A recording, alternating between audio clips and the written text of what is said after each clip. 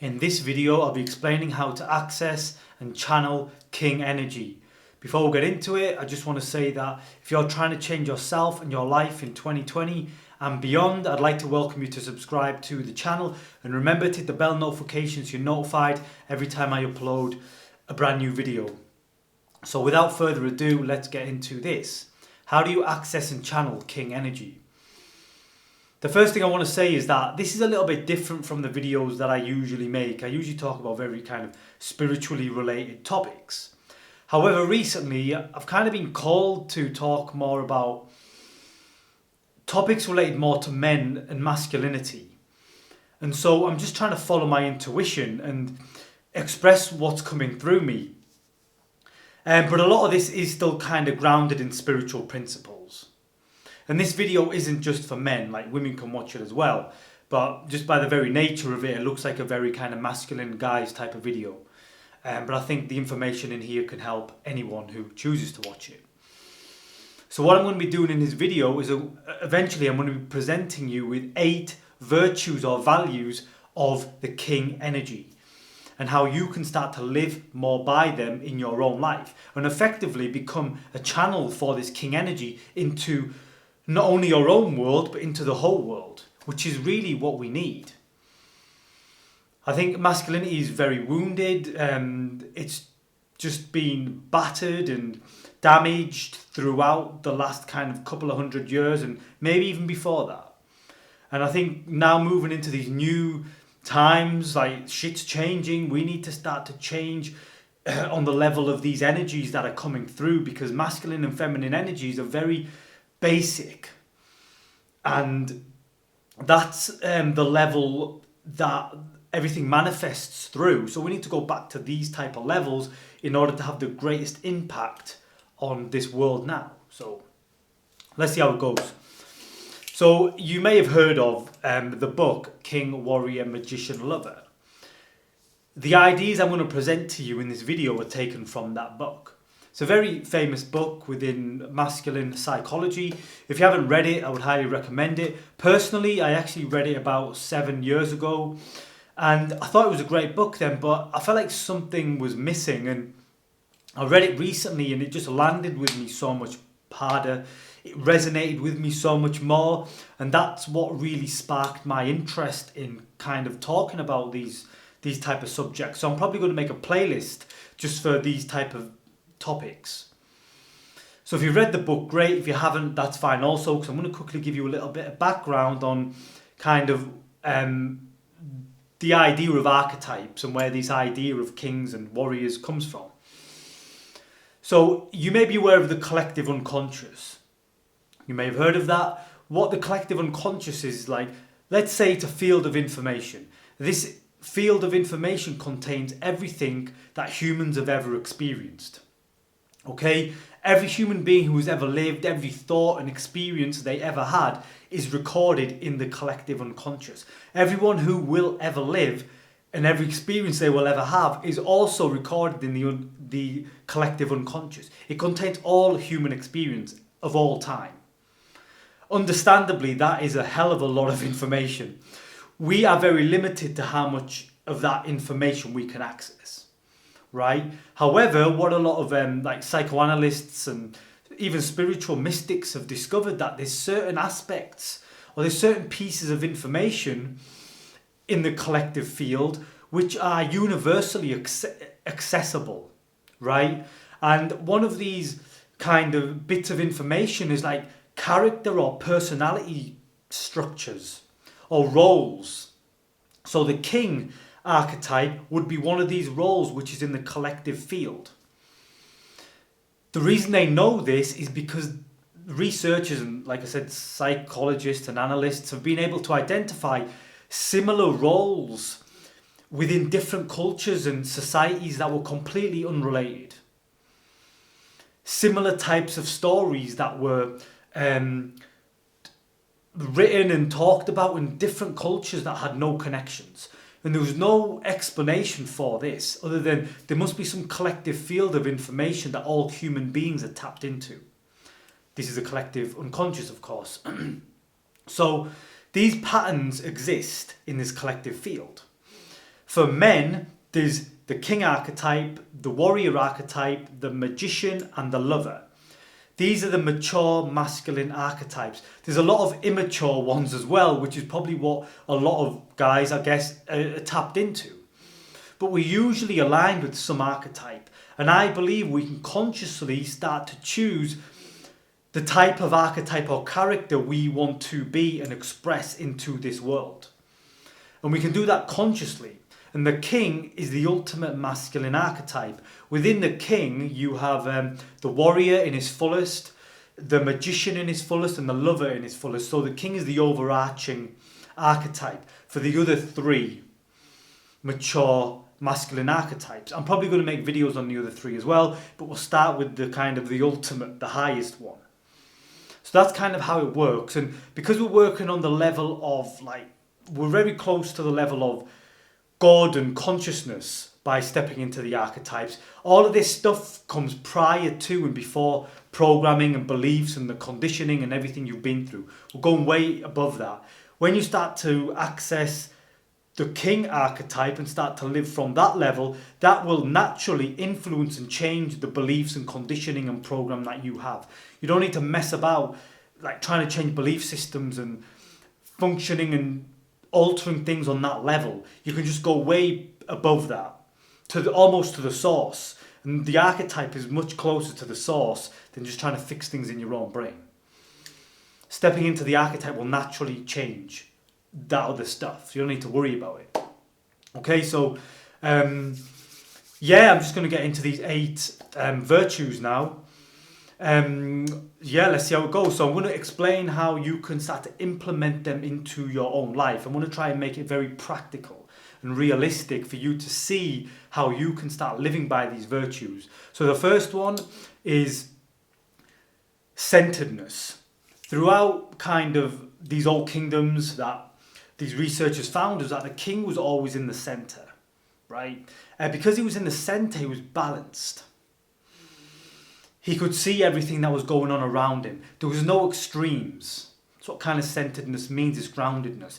It wasn't like he was too obsessed with money, or he was too obsessed with girls, or too obsessed with having a great body. But no, he was balanced. He had these areas of life and he had to kind of keep them all in balance. And if he didn't, the kingdom would kind of fall apart. And you can look at this in your own life. How balanced is your own life? Are you too obsessed with one thing than others? I personally have life broken down into 4 areas. These 4 areas are health, career, finances, relationships, that's family and intimate friendships, all relationships, and just happiness and spirituality. And so by working on all 4, making time for all 4 of these areas, you're creating balance. You're becoming more centered.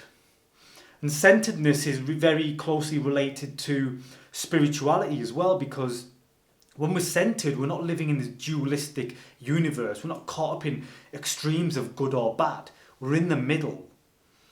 This is the real essence of spirituality, is just being centered in the middle. Not identifying with the good or the bad. Non-duality.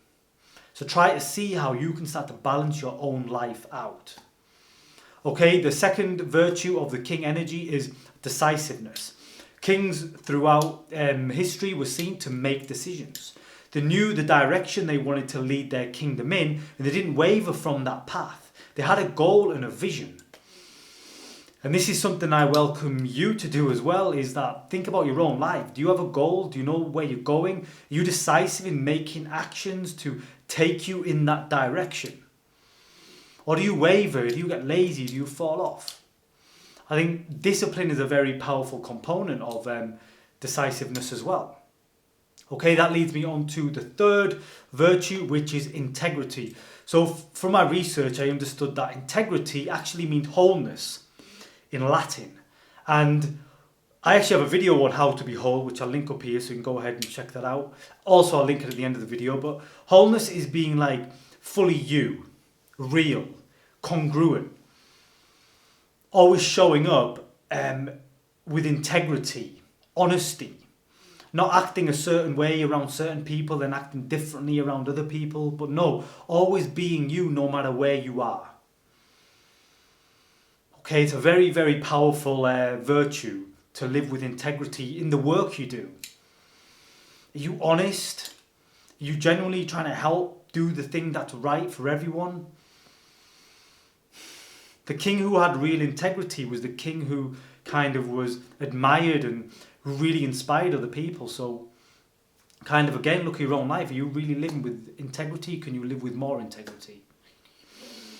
So the fourth virtue is protects. Naturally, the king wants to protect his domain, his kingdom. In order to do that, he may need to access the warrior archetype, which is him reinforcing his boundaries. So we all have boundaries. These are personal, physical, mental, spiritual boundaries.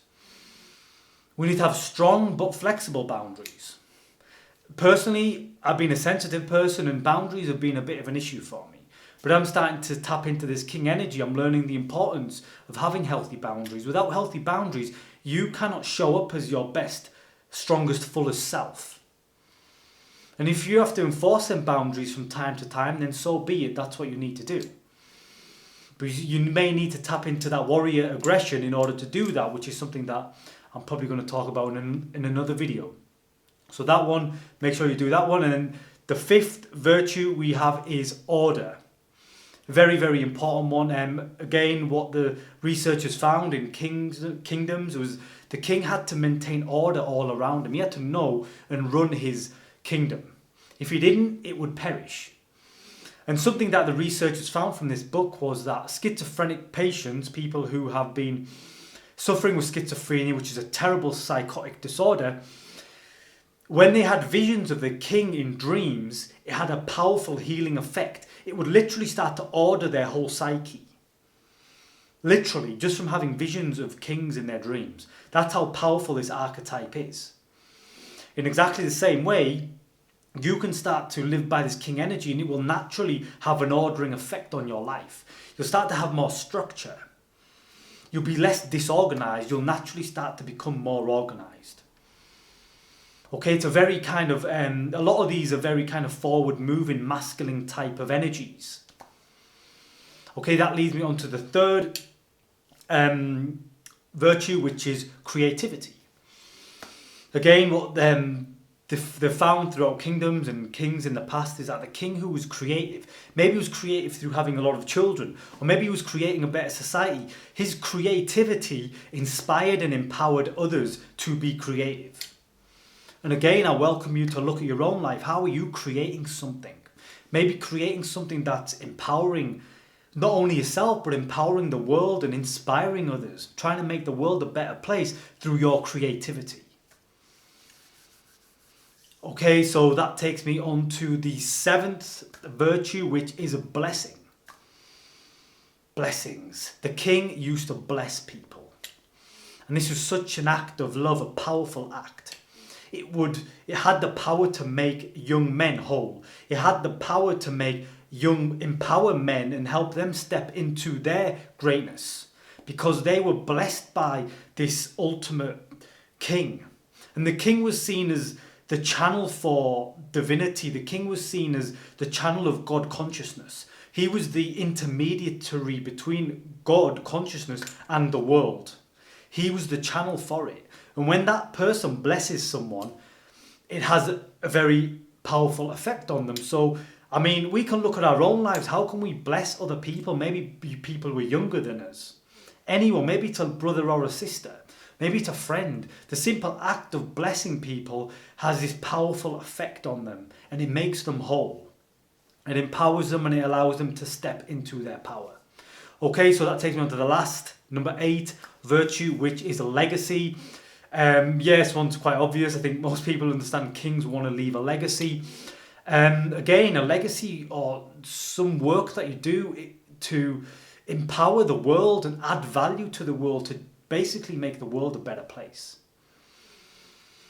What you'll find about most of these virtues, it's about empowering others. The strongest men I've known in my own life are men who are very generous and giving and selfless. And I think that is the real core of king energy.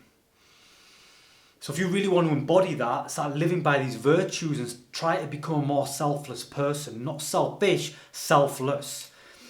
Go your way to give and empower others. And that's naturally going to pull you closer to that God consciousness, and you're going to become an open channel for it to flow into the world, to change not only your own life, but the life and environment of everyone else who's around you. That's one of the highest things I think we can do, really. The one final point I'll make is do not identify with the king energy. So you are not the king energy, you're just a channel for it. Those who get identified with it can become tyrannical and kind of fall into the king shadow aspects.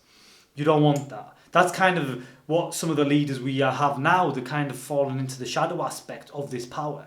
But we're never this power, is just a form of energy. We can just become a channel for it. Okay, so this is something I'm trying to implement in my own life so I can show up as a strong kind of man and help other men and help other people to the best of my ability. And I think we all have the capacity and capability to do that. Okay, so that is everything that I wanted to talk about in this video. If you have any questions, maybe you read the book, maybe you have any other recommendations for similar type of books, I'd love to hear about it. Hit me up in the comments. And let me know if you like the video, because like I said, it's a little bit different from what I'm used to doing. But if you did enjoy the video, if you could please go ahead, give it a thumbs up, share it with someone if you think they need to hear the message. Subscribe to the channel, remember to hit the bell notification, and until next time, remember to keep living free and being free.